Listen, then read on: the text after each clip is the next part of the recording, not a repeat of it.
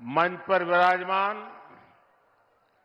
उत्तर प्रदेश सरकार के मुख्यमंत्री श्रीमान योगी आदित्यनाथ जी,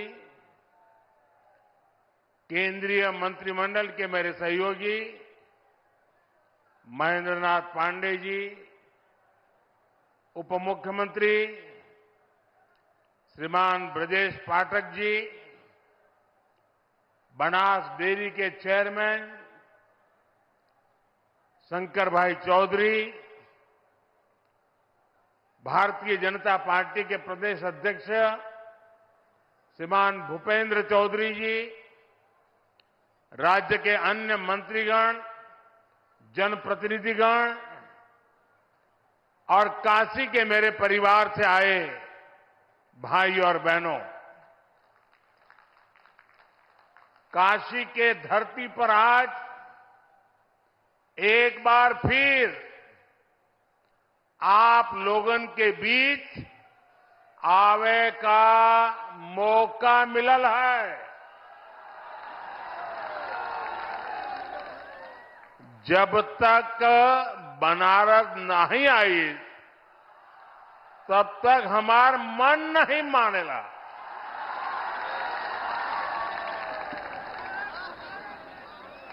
दस साल पहले आप लोग हमके बनारस का सांसद बनैला। अब 10 साल में बनारस हमके बनारसी बना देले।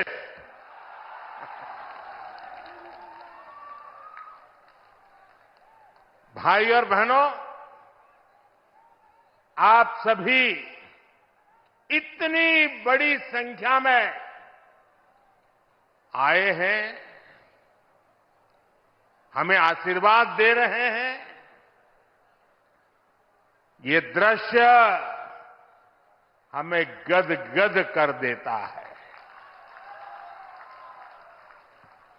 आप लोगों के परिश्रम से आज काशी को नित्य नूतन बनाने का अभियान लगातार जारी है। आज भी यहां 13,000 करोड़ रुपए से अधिक की विकास परियोजनाओं का शिलान्यास और लोकार्पण किया गया है। ये प्रोजेक्ट काशी के साथ साथ पूर्वांचल के, पूर्वी भारत के विकास को गति देंगे। इसमें रेल, रोड, एयरपोर्ट से जुड़े प्रोजेक्ट हैं।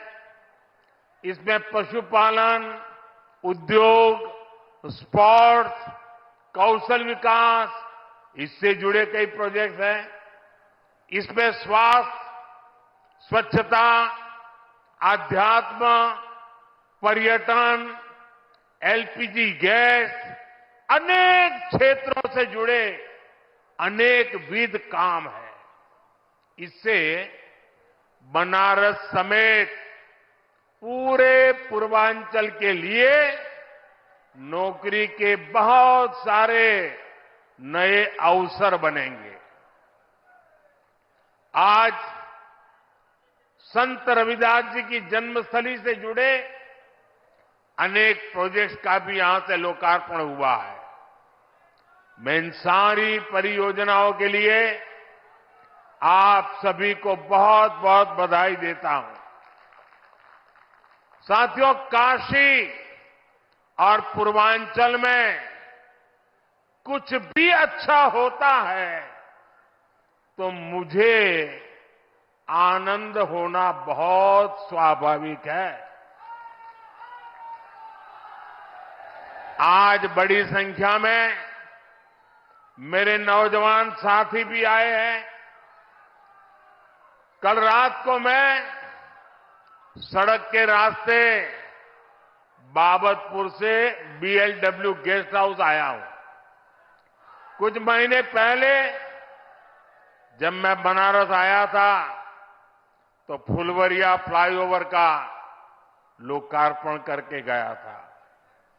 बनारस में ये फ्लाईओवर कितना बड़ा वरदान बना है, ये साफ दिखाई देता है। पहले अगर किसी को बीएलडब्ल्यू से बाबतपुर जाना होता था तो लगभग 2-3 घंटा पहले घर से निकल जाते थे।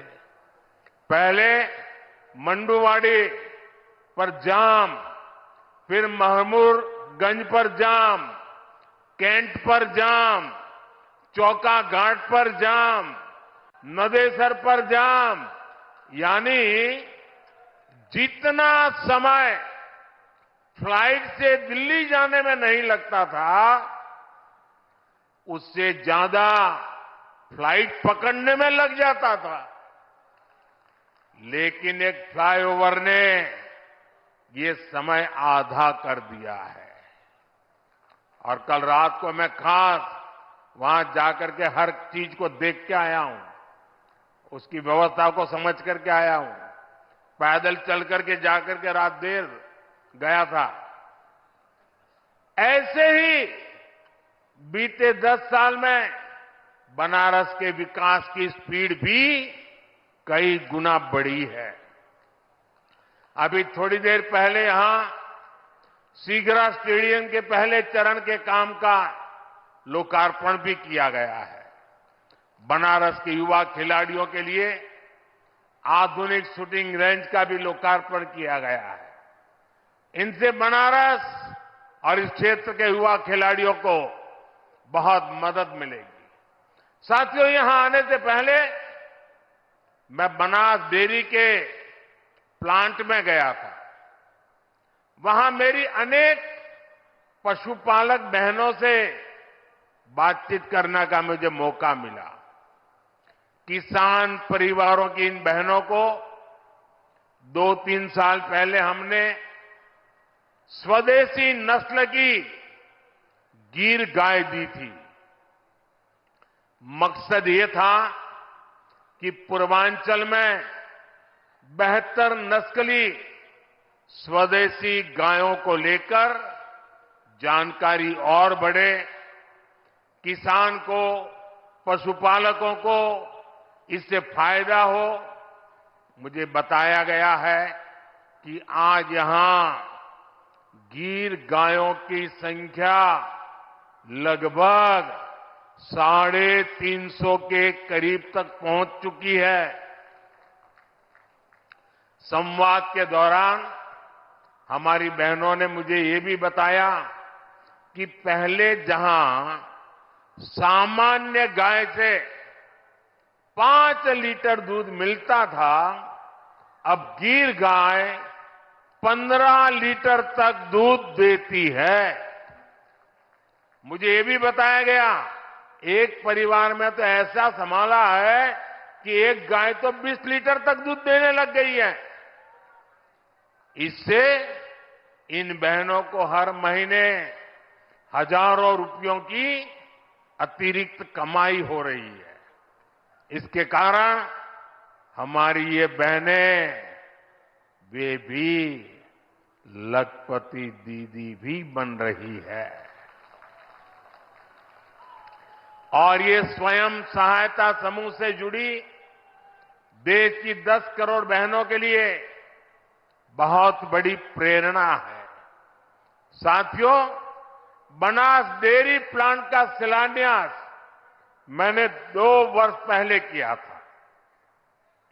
तब मैंने वाराणसी सहित पूर्वांचल के तमाम पशुपालकों को, गोपालकों को इस प्रोजेक्ट को तेजी से पूरा करने की गारंटी दी थी। आज मोदी की गारंटी आपके सामने है। और इसलिए तो लोग कहते हैं, मोदी की गारंटी यानी गारंटी पूरा होने की गारंटी। सही निवेश से रोजगार के अवसर कैसे पैदा होते हैं, बनास डेयरी इसका उत्तम उदाहरण है। अभी बनास डेयरी, वाराणसी, मिर्जापुर, गाजीपुर, रायबरेली, इन जिलों के पशु पालकों से लगभग 2 लाख लीटर दूध इकट्ठा कर रही है। इस प्लांट के चालू होने से अब बलिया, चंदौली, प्रयागराज, जौनपुर और दूसरे जिलों के लाखों पशुपालकों को भी लाभ होगा। इस परियोजना से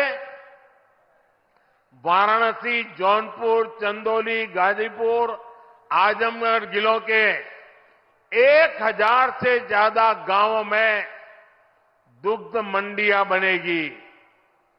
पशुपालकों का ज्यादा दूध ज्यादा कीमत पर बिकेगा तो हर किसान पशुपालक परिवार को ज्यादा कमाई होना तय है।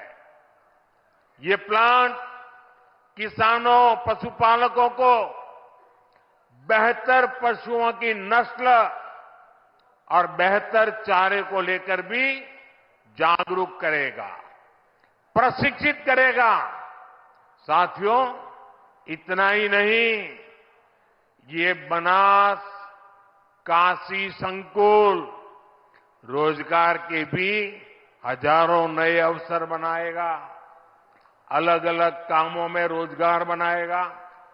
एक अनुमान है कि इस संकुल से पूरे इलाके में 3 लाख से ज्यादा किसानों की आय बढ़ेगी। यहां दूध के अलावा छाछ, दही, लस्सी, आइसक्रीम, पनीर और अनेक प्रकार की स्थानीय मिठाइयां बनेगी। इतना कुछ बनेगा तो इन्हें बेचने वालों को भी तो रोजगार मिलने वाला है।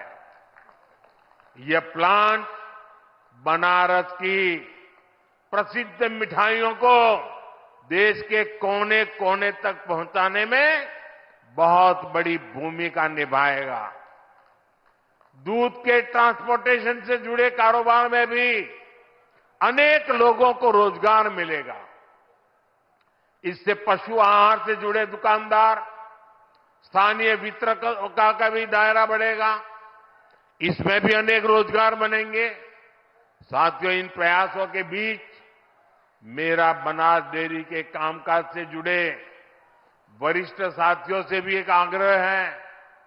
मैं चाहूंगा कि आप दूध का पैसा सीधे बहनों के अकाउंट में डिजिटल तरीके से भेजिए।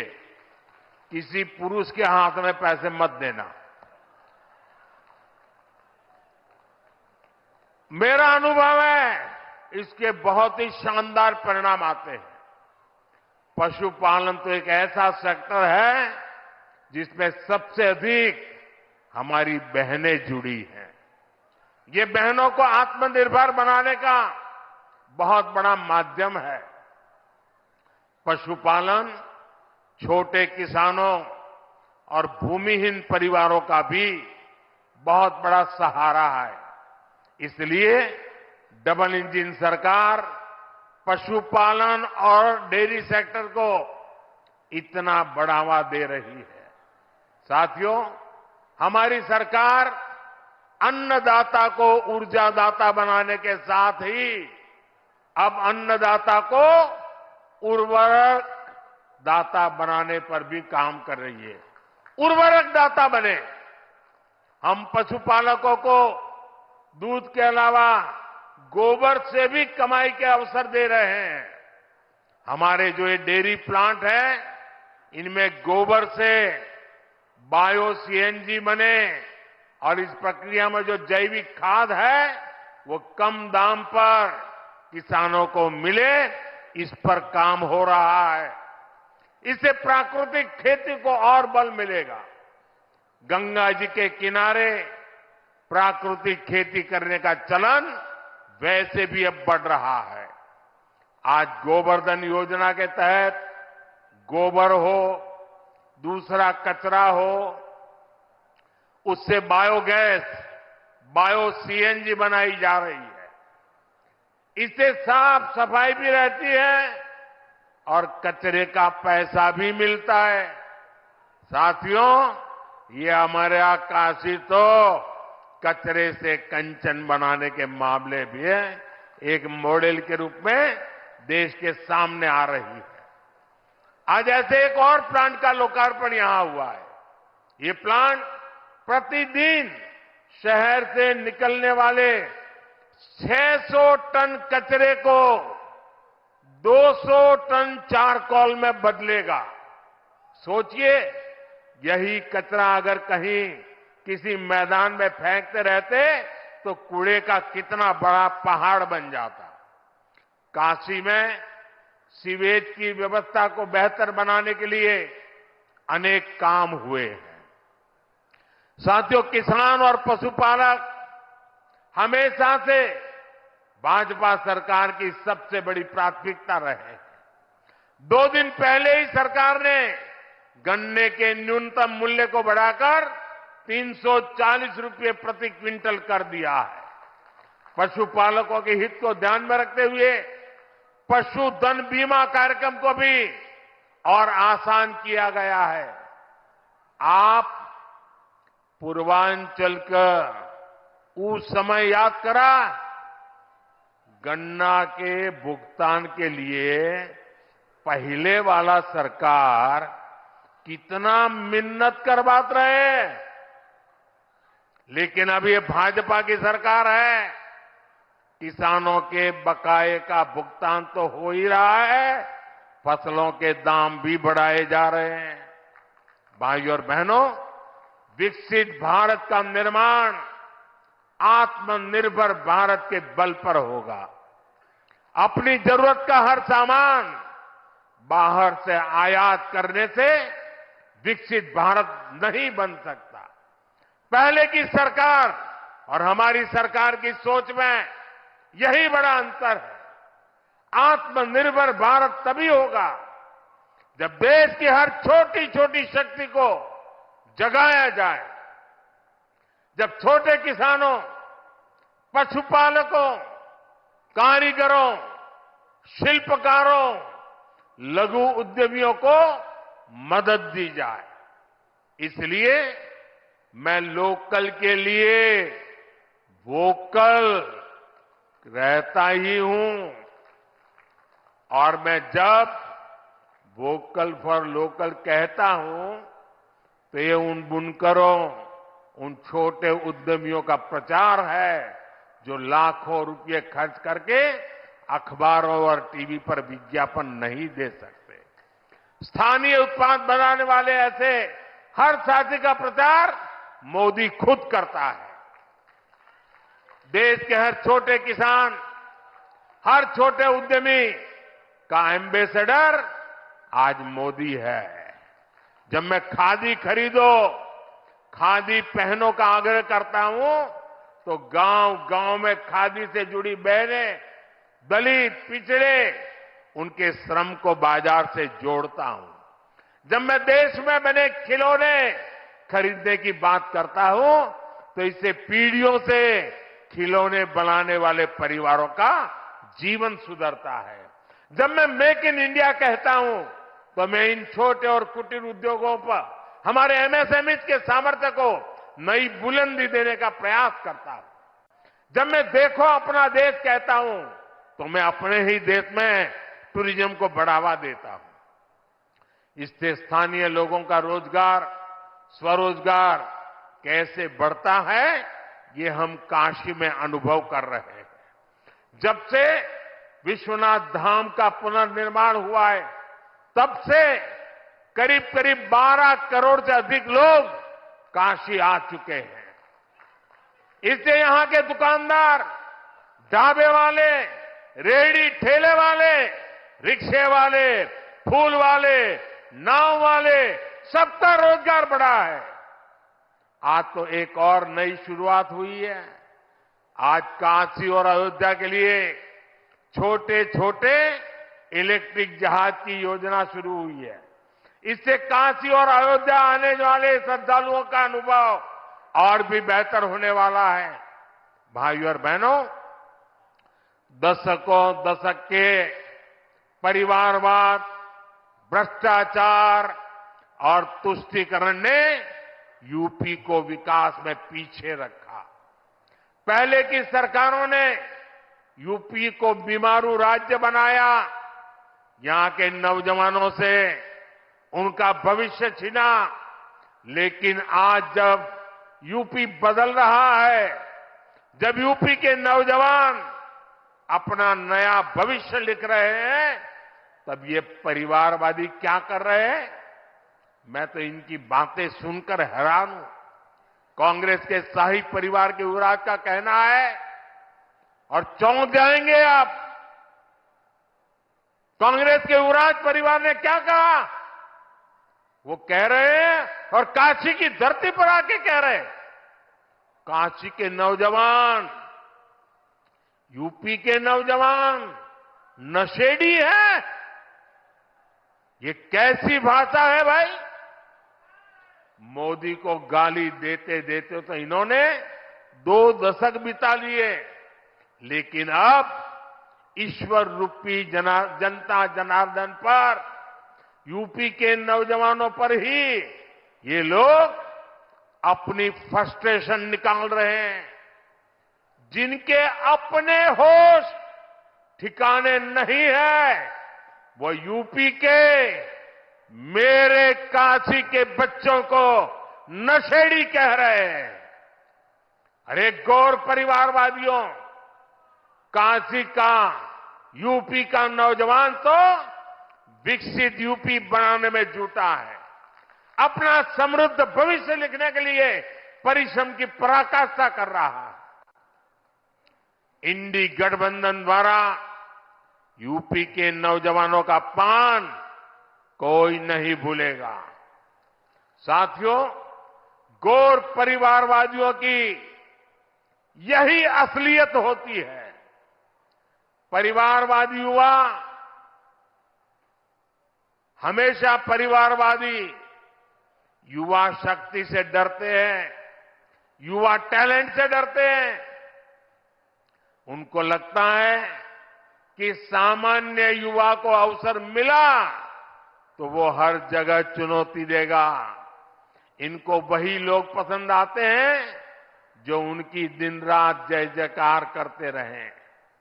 आजकल तो इनके गुस्से का, इनकी बौखलाहट का एक और भी कारण है। इनको काशी और अयोध्या का नया स्वरूप बिल्कुल पसंद नहीं आ रहा। आप देखिए, अपने भाषणों में राम मंदिर को लेकर कैसी कैसी बातें करते हैं, कैसी कैसी बातों से हमले करते हैं। मैं नहीं जानता था कि कांग्रेस को प्रभु श्री राम से इतनी नफरत है। भाइयों और बहनों, ये अपने परिवार और अपने वोट बैंक से बाहर देख ही नहीं सकते, सोच ही नहीं सकते। तभी तो हर चुनाव के दौरान साथ आते हैं, और जब परिणाम नील बटा सन्नाटा आता है तो ये एक दूसरे को गाली देते हुए अलग हो जाते हैं। लेकिन ये लोग जानते नहीं, ये बनारस हो, यहां सब गुरु हो, यहां इंडी गठबंधन के पैंतरा ना चली। बनारस नहीं, पूरे यूपी के पता हो, माल वही है, पैकिंग नहीं है। इस बार तो इनको जमानत बचाने के लिए ही बहुत संघर्ष करना पड़ेगा। साथियों, आज पूरे देश का एक ही मूड है, अब की बार मोदी की गारंटी है, हर लाभार्थी को 100% लाभ। मोदी लाभार्थियों के सैचुरेशन की गारंटी दे रहा है। तो यूपी ने भी सारी सीटें मोदी को देने का निर्णय किया है। यानी इस बार यूपी 100% सीटें एनडीए के नाम करने वाला है। भाइयों और बहनों, मोदी का तीसरा कार्यकाल पूरी दुनिया में भारत के सामर्थ्य का सबसे प्रखंड कालखंड होने वाला है, सबसे प्रखर कालखंड होने वाला है।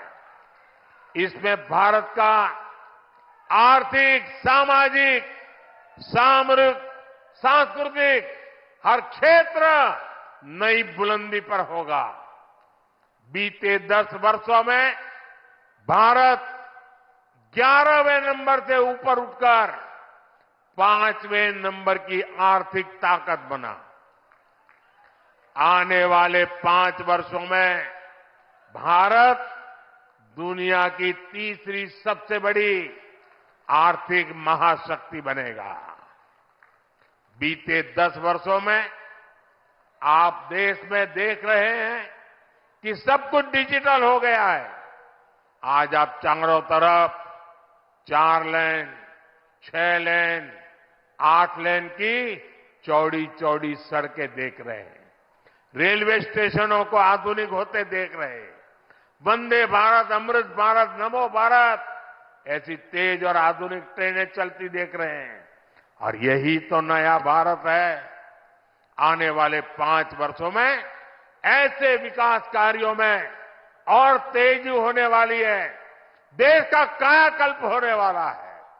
मोदी ने तो गारंटी दी है कि जिस पूर्वी भारत को विकास से वंचित रखा गया, उसको विकसित भारत का ग्रोथ इंजन बनाऊंगा।